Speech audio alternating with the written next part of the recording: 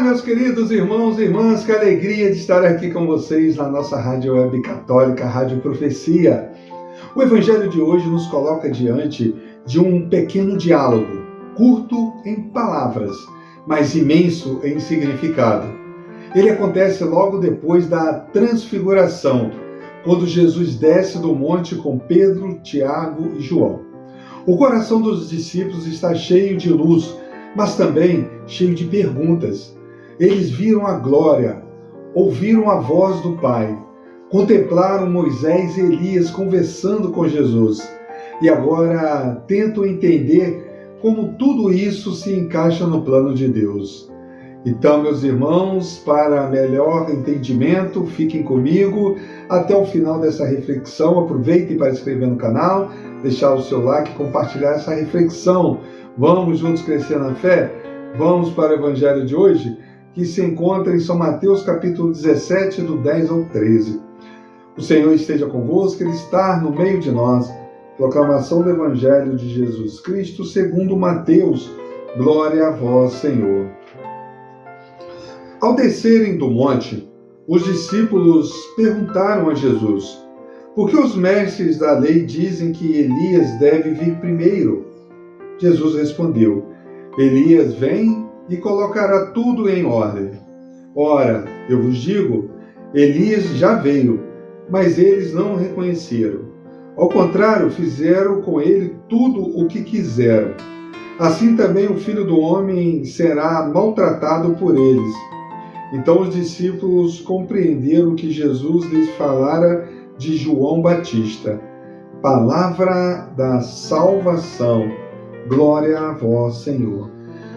Meus queridos irmãos e irmãs, os discípulos não fazem uma pergunta curiosa. Eles estão tentando compreender as Escrituras. Os mestres da lei haviam ensinado que, antes da chegada do Messias, deveria vir Elias para preparar o povo. Essa crença, ela nasce da profecia de Malaquias 3, 23 e 24, que diz: eu vos enviarei o profeta Elias, antes que venha o grande e terrível dia do Senhor. Por isso eles pensam, se Jesus é o Messias, o que já começa a ficar claro após a transfiguração. Então, onde está Elias? Eles viram Elias no monte, mas aquilo foi uma visão. Não era a vinda de Elias para o povo, como se cumpre então a profecia. Jesus responde com clareza: Elias já veio e não o reconheceram. Ao contrário, fizeram com ele o que quiseram. Quem é esse Elias que já veio? O próprio Evangelho nos diz: João Batista. João Batista não é Elias reencarnado. Isso não faz parte da fé cristã. Mas é o Elias espiritual, isto é, aquele que vem com a mesma missão, o mesmo espírito, a mesma força profética, chamar o povo à conversão, preparar o caminho do Senhor, denunciar o pecado, abrir o coração dos homens para o Messias. Por isso Jesus afirma: se quereis entender, ele é Elias que deveria vir. O Evangelho então revela uma palavra dolorosa: não o reconheceram. Esse é o drama espiritual que atravessa toda a Bíblia e continua até hoje. Deus fala e o povo não escuta. Deus visita e o povo não vê. Deus envia profetas e o povo não reconhece. Deus oferece salvação e o povo não acolhe. João Batista veio, preparou, anunciou, apontou para Jesus e muitos não o reconheceram. Inclusive, o poder político o silenciou. Fizeram com ele o que quiseram, prenderam-no, humilharam-no e o mataram. A falta de reconhecimento é fruto de um coração fechado, acostumado com a própria opinião, cega pela autossuficiência. Jesus então conclui: assim também o Filho do Homem será maltratado por eles. O destino de João Batista antecipa o destino de Jesus. João é o precursor, inclusive na paixão, O profeta é rejeitado, o Messias também será. A transfiguração mostrou a glória futura. O diálogo de hoje revela o caminho doloroso que leva à glória. Para Cristo não haverá atalhos. A cruz está à sua frente. E os discípulos precisam compreender isso para não se escandalizarem. Este evangelho, meus irmãos, também nos provoca. E nós reconhecemos os sinais de Deus hoje? Reconhecemos os Elias que Deus nos envia? Hoje, Elias se apresenta de muitas formas. A voz da igreja que chama a conversão, a palavra de Deus proclamada, o irmão que nos alerta, um acontecimento que nos sacode, uma verdade que incomoda, uma situação que exige mudança, a consciência que insiste em falar. Mas muitas vezes não reconhecemos.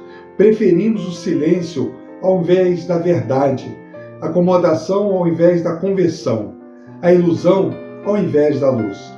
João Batista lembra que converter-se é urgente. O encontro com Deus exige decisão, exige mudança, exige deixar o pecado, exige voltar ao essencial. Os discípulos perguntaram. Jesus responde. Assim também deve ser a nossa fé, um caminho de perguntas, escuta e acolhimento. A fé não é uma fuga do mistério, mas mergulho nele. Os discípulos não entendiam tudo e Jesus os educa passo a passo. Ele faz o mesmo conosco. Este evangelho nos convida, meus irmãos, a 3 atitudes nossas.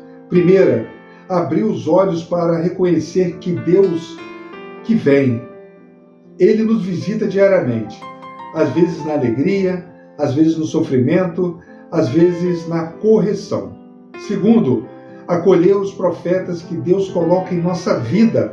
Eles podem ser exigentes, podem nos incomodar, mas são enviados para a nossa salvação.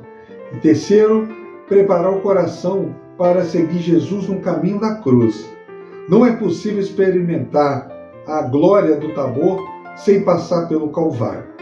O cristianismo não é só consolo, é compromisso, é entrega, é transformação.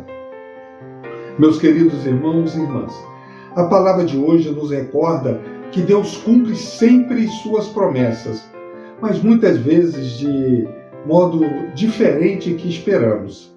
Elias já veio e muitos não perceberam. Cristo veio e muitos não acolheram. O Espírito fala e muitos não escutam. Que nós não sejamos cegos às vistas de Deus, que tenhamos um coração dócil, atento, sensível à voz do Espírito. E que João Batista nos inspire firmeza na verdade, coragem na missão, humildade para preparar o caminho do Senhor. Que possamos reconhecer Jesus que vem ao nosso encontro hoje e sempre. Queridos irmãos e irmãs, que esse evangelho reacenda em nós o desejo de reconhecer as visitas de Deus, acolher seus profetas e caminhar com firmeza atrás de Jesus. Que João Batista interceda por nós, para que tenhamos coragem de viver a verdade, humildade para acolher a vontade de Deus e disponibilidade para preparar os caminhos do Senhor no nosso coração e dos nossos irmãos. Antes de encerrarmos, quero fazer um convite muito especial. Na próxima semana, continuaremos as nossas reflexões diárias da Palavra de Deus, mas agora com a participação dos nossos coroinhas, que estarão conosco todos os dias, trazendo a sua fé, sua simplicidade e sua alegria ao microfone. Será um momento de graça, de aprendizado e de unidade entre gerações que servem o altar do Senhor. Portanto, não deixem de acompanhar. Convide sua família, seus amigos e a sua comunidade. Vamos juntos com os coroinhas deixar a palavra de Deus transformar a nossa vida. Não percam, hein? vivam com fé. Que Deus te abençoe. Em nome do Pai, do Filho e do Espírito Santo. Amém.